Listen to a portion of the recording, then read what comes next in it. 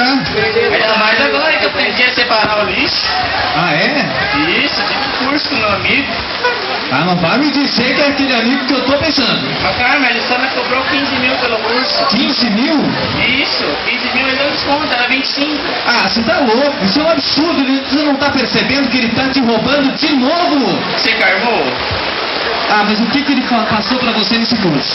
Ah, ele me ensinou a separar o lixo, tipo a latinha, a latinha de alumínio, botar no lugar certo. Ah, pelo menos, né? Deu até uma aula prática.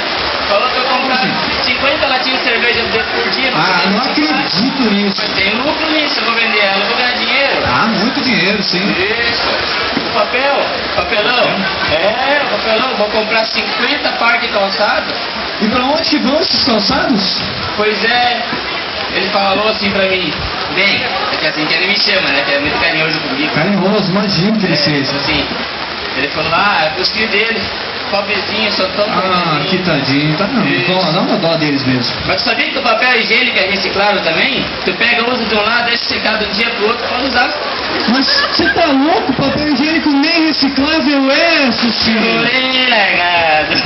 Ah, mas e o que mais? O que ele passou mais nesse curso aí? Ah, ele falou da horta, lixo orgânico. Legal. Isso, aquele lixo que tu pega da comida, assim, vira tudo adubo na horta. Ah, sim. Só que tinha um o que mais? problema, né? Não tinha horta, ele me cobrou 10 mil pra fazer uma. Ah, você tá maluco? Mais dinheiro? Como assim? 10 mil numa horta? Karma. Agora ele tem uma coisa muito boa. Tu vê que os litros de pet viram tudo móvel? Como assim? É, ele pegou, trocou todos os móveis lá de casa, botou tudo pet. Ah, não acredito. É, só pra reciclar. Ele tá te roubando. Isso aí. Não acredito. Não, Suspeito, você tá Não, louco. calma. Eu vou embora, porque tem muita coisa pra fazer. Tem que cuidar da minha horta, Não, porque vai lá, vamos. viver é bom, mas dá trabalho.